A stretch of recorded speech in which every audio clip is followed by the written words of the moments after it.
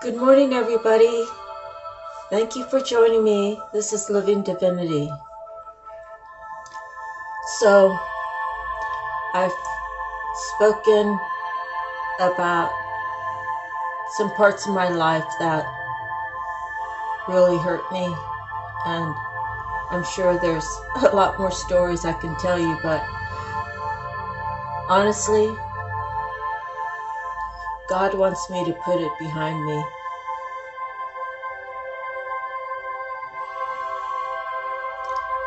So, starting today, I'm going to speak about the better life. So, to get to my better life, there's one more thing that I have to tell you is living in Honolulu, regarding my twin flame. For whatever reasons, he feels stuck. Energetically, our connection is so strong, it's unbreakable.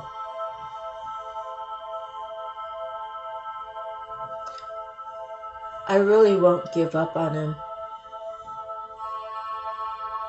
but I have to be free to do this work. So I have to let him do what he needs to do. And if he ever wants to make a change, if I'm still available, then so be it. If not,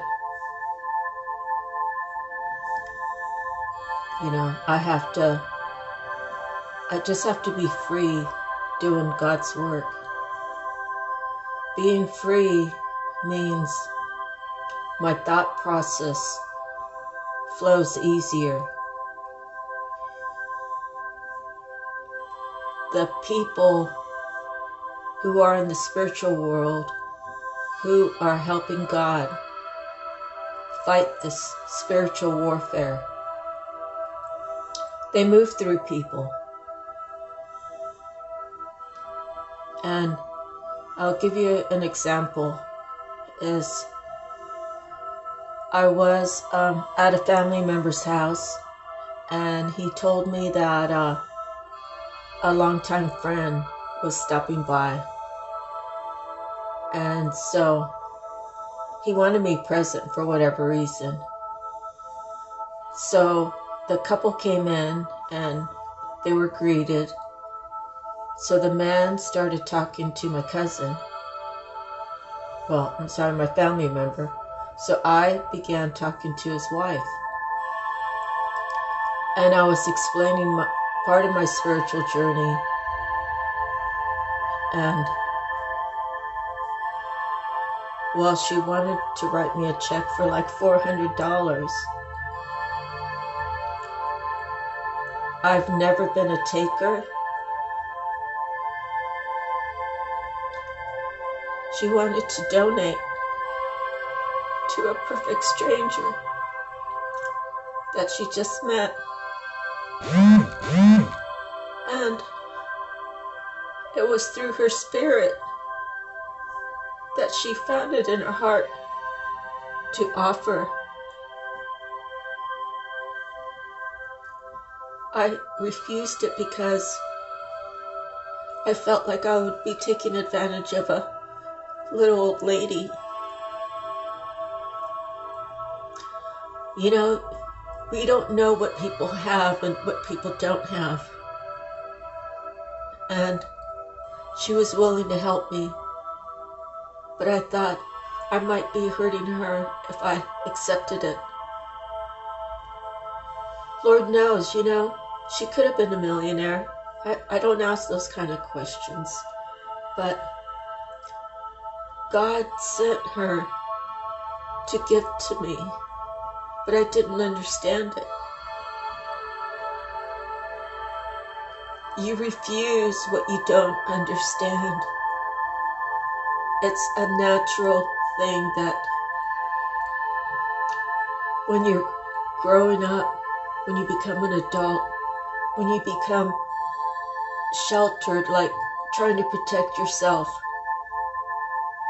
when someone you come across is really truly of God and they're trying to get on their path, you can't see it, so you reject them. I've come to terms that the people who have rejected me in my life, all throughout my life, that they saw something in me, and because they didn't understand, they didn't research, they automatically placed judgment. Those are all the things that we are supposed to dispel here in the world. Grandma used to say, if you see a homeless person, give them something if you have. Anything. It could be a piece of bread, it could be a bottle of water, it could be, something from your kitchen, some leftovers.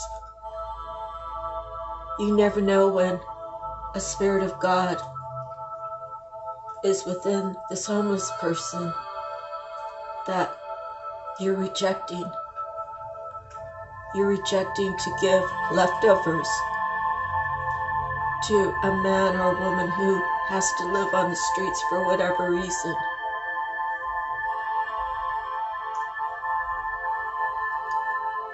And here in Guadalupe, well, we have Oso Flaco, and it's an area about 6 miles away or more. And throughout time, they built a bridge that crossed over Oso Flaco Lake, and I believe it's a saltwater, freshwater mix little pond. And somebody burned down a whole section. Years ago, it wasn't there. Years ago, you had to, because it was a whole wooden, walkway that was put in, and it crossed over the Oso Flaco Lake. Being a kid, it seemed like miles trenching through the sand just to get to the beach. But somebody burned a section of the platform out, and the community blamed the homeless. They didn't particularly point a finger out to which one, but they said, oh, the homeless must have done it. And I really wasn't in an arguing mood, so I just kind of voiced it to a neighbor, like, what homeless guy or girl is gonna find wood to burn, carry it all the way out there to light the bridge on fire? People always blame the homeless because they don't understand them. They don't understand why are they on the street? How did they get on the street? What help can you give them? And the ones that we have around here, I don't know if it's actually their choice or not, but you have to be willing to give. You could take your items to Goodwill and donate, and yeah, that's a blessing. You get some money when you turn it in, or no, actually you donate it, I'm sorry, and God will bless you later. But when you give to a homeless in your community, when you give them a hand up in your community, God will bless you in greater ways than taking it to Goodwill, who actually makes money off their items, and sure, they give back, but they got plenty of money. Why not be like the first responder to help at that very level, to help a homeless person? So you might hear me tell little bits of my past from here on out, but my job is to bring God to light, bring the tarot community to light. You know, there's good people and bad people wherever we are. You know, when I think about people thinking that tarot is evil, that tarot is bad,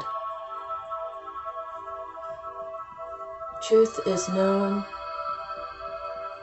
The truth that I know is I know people who claim to be God-fearing. Yet I see them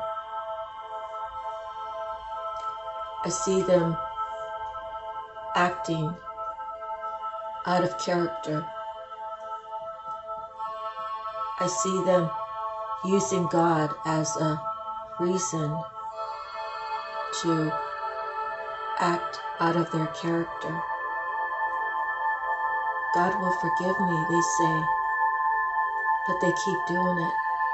They keep doing the same thing instead of getting the healing. I am not completely healed. No one is completely healed. Everybody has work to do. Everybody has obstacles.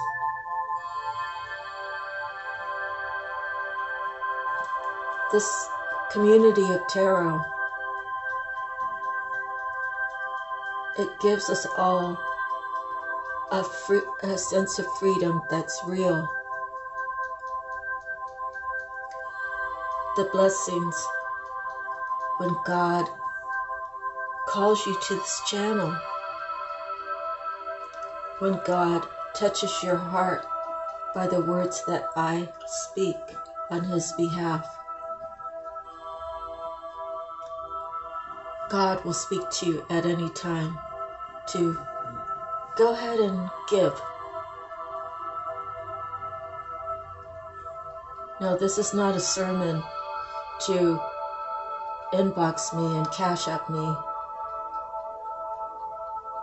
This is just a session about how God works. I don't have to do anything. I just have to focus on God. I have to pray. I have to meditate. I have to do readings. I have to talk to you here. But if I love God so much, isn't that a great way to live? It's not a bother for me to do readings for the love of God. It's not a bother to tell you about my past for God's grace. It's not bother to me to tell you the bad things I did in life, because that's God's mercy. He wants people to know that everybody makes mistakes. The people you breadcrumbed, if they are of God, they will never turn their back on you. They might keep a distance, but they will never deny you if they could help you. They won't deny you because Jesus, I say He's my brother because we are all children of God. Jesus, He sacrificed His life for our sins.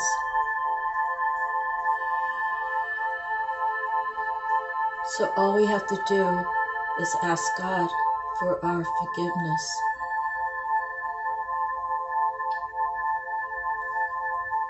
And if you have breadcrumbed someone out there and you feel remorse, and you pray to God, and all of a sudden you need help, intuitively God's going to tell you who to call. Maybe it's that person that you breadcrumbed. Maybe it's that person you secretly attacked when that person wasn't around. Maybe it's a person that you lied to. Maybe it's a person you went out of your way to hurt for no reason.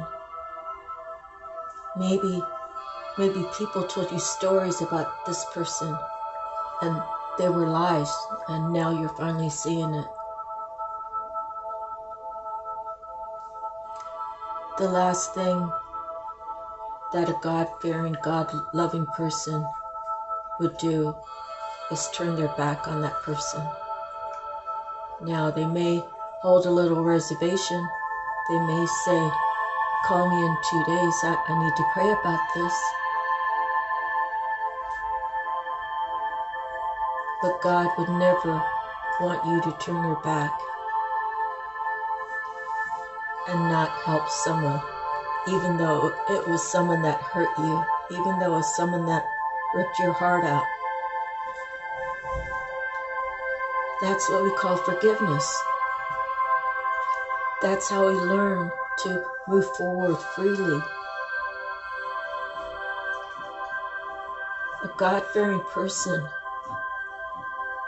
will actually let people attack them till they can't take it anymore, because they're hoping and praying it will stop and that they could just live their life freely and just love.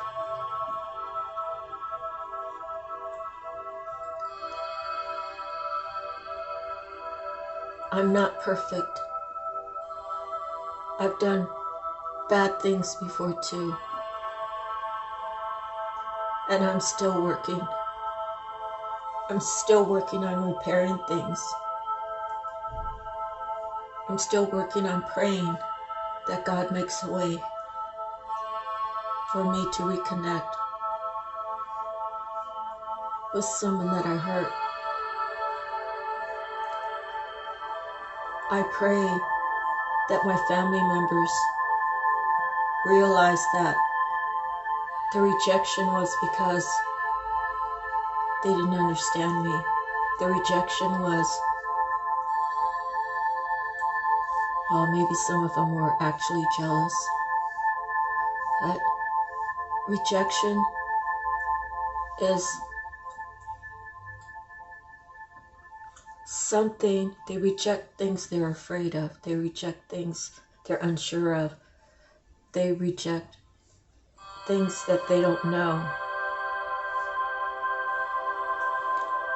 And honestly, my grandmother lived a long time. She was rejected a lot. I always gravitated towards her. I didn't know everything about my grandmother, but I knew the feeling because I felt the same feeling. I felt the same love for my grandma that she felt for me.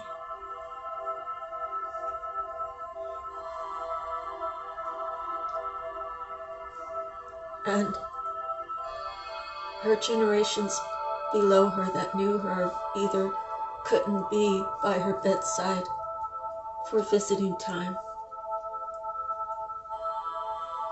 but her grandkids and her immediate kids, well, we all know that time is lost when we don't make time. And she's gone to heaven in her high place where she belongs. And the rest are there to live with the fact that they were right here within a 10-mile radius. Actually, yeah, it's like, well, whatever, it's 10 miles out is the furthest. They were right here, and they never made time for her. And my excuse was I'd lived on the other side of the United States, and it's not an excuse. I had to escape. I had to escape the family that treated me different. And this is not a boo-hoo, oh, feel sorry for her. It's factual. And I lived through it. And I always loved all of them. Just like Grandma would want me to. And I never judged anyone. Oh, that's not true. I have judged people. Because I'm a truth seeker. And I'm a truth speaker. So, those people I did judge. And I let them know how they made me feel. I let them know how I gave to them, and how, when I needed them, they treated me like I was a problem.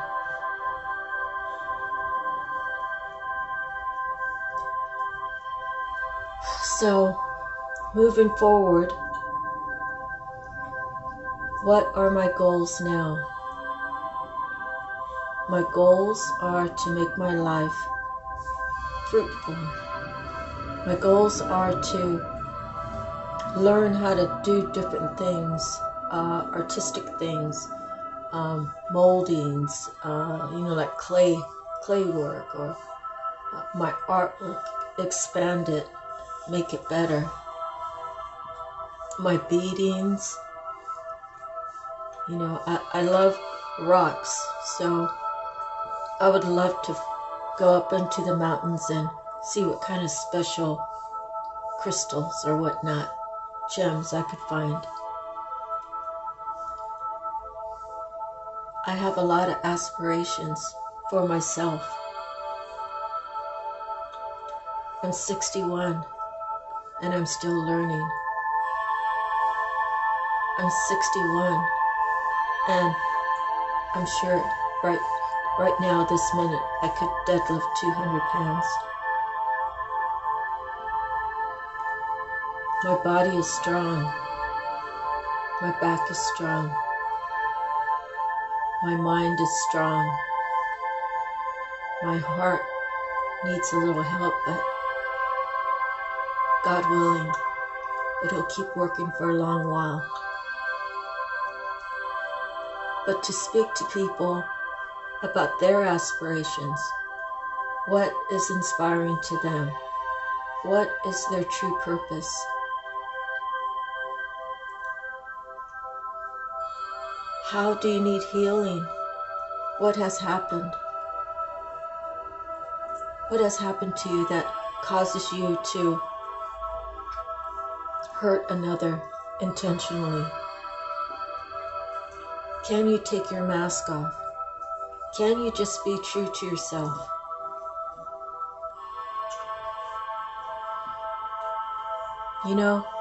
I have been keeping isolated pretty much for 3 years. And I do it because my peace, the peace that I have, means more to me than anything in this world. In this world.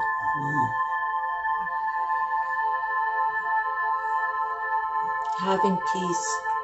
So I had to give distance, even if it's just energetically, from those that will try to trigger me. Does it mean I love them less? No, it doesn't mean that. It means I have to protect myself. I'm the only one that can make me happy. I'm the only one that knows deep down inside what's ailing me. Stress will kill you. Stress in itself, everything that makes up stress,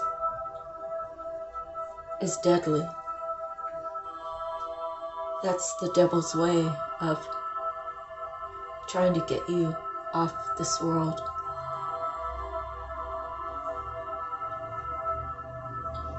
You know, I've made mention before that I don't know if my father made it to heaven or not. I've prayed about it. And I have to accept that he did what he did, and God judged him the way God judged him. And I can only hope that maybe God's grace came upon him at the last moment. And then instead of worrying about it, I have to let it go.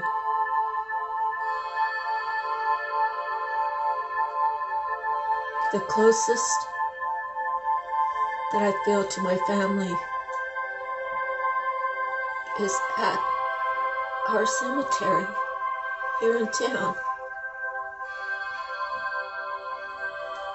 There's a few that aren't really related to me, but I still place it because I honor the roles that their families played in my life. And I actually found my godmother. I hadn't seen her since I was 8. I barely remembered what she looked like. And there's a picture.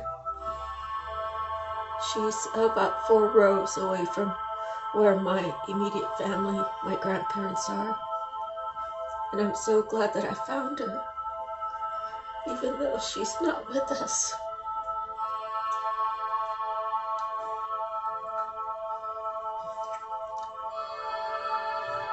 The ones that I really feel the love from are those from the past. And I cherish that feeling. I cherish that feeling because we are all energetically connected. Excuse me. People, when your loved one goes to the other side,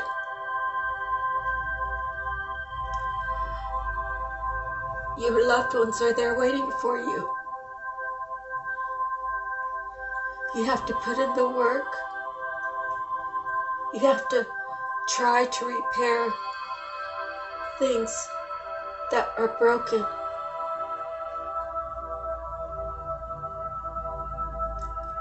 You have to decide that my ego needs to go.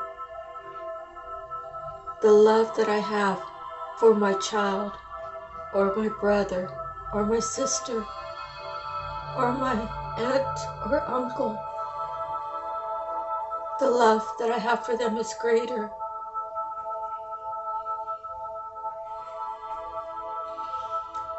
It's greater than what transpired.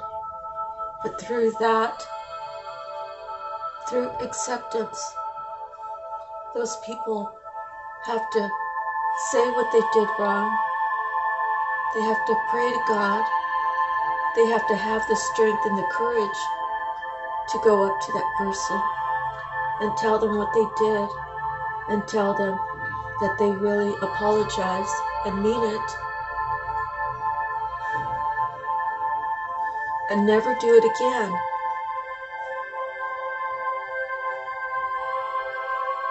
Will I hold my breath and wait? No, of course not. I've already forgiven them. I've already forgiven all of them. But if they want a place in my life, they have to have a certain amount of respect for themselves, a certain amount of love for themselves, and the want and the desire to repair it. The biggest thing is the promise I'll never do it again.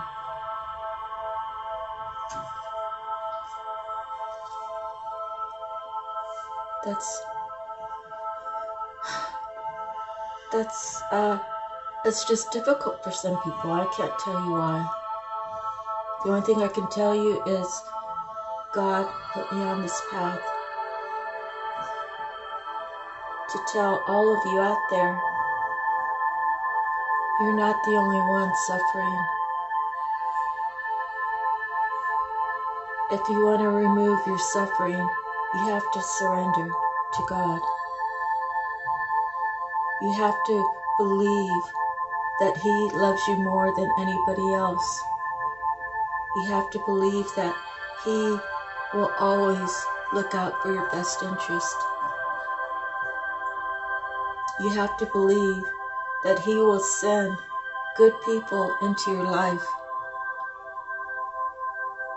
that will help you through whatever darkness you're in. They're called earth angels. They're called helping hands.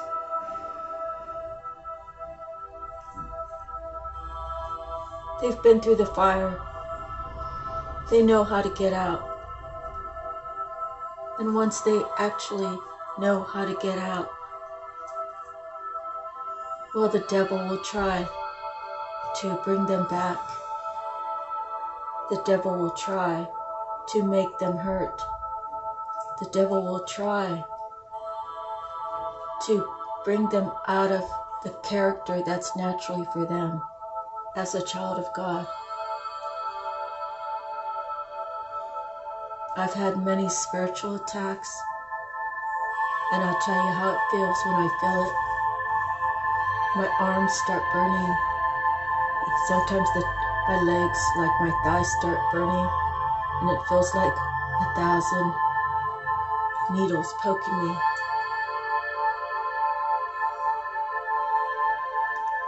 And I just lay there peacefully. I have had people say these bad, terrible things, trying to get me out of character. But I don't do revenge. I never have. Well, that's not really true. Tundra? Truck, yeah. Kind of I'm sorry, hold on one second. Truck, yeah. Can you take it off road? I have done revenge. I have helped someone do revenge. But when I did it, I knew it wasn't right. And I never did it again. But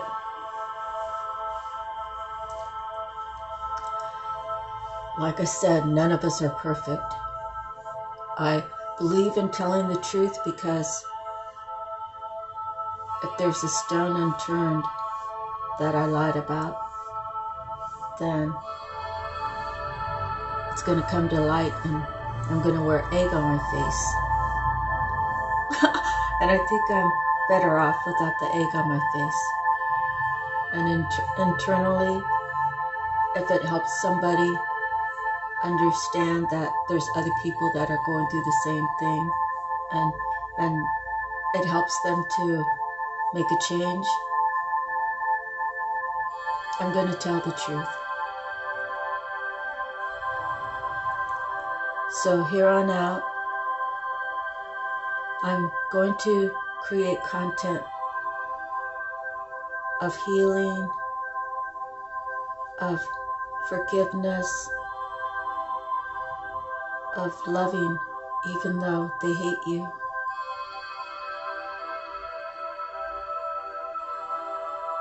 How to make your life better. And I'm going to lead by example, and I'm going to stay steady on this platform. And it may not be a bunch of videos every day, but it'll be at least one, maybe two, because I like to do these types of little talks, and I do like to do my tarot readings. And I'm really new at it. I've watched it for a long time. It's in my genetics, but I still have to improve on it. So just bear with me through my learning process. I hope you enjoyed the video. I'll see you another day. Thank you so much. Don't forget to thank God for something good today. There's so much to be thankful for. God bless you all. See you next time.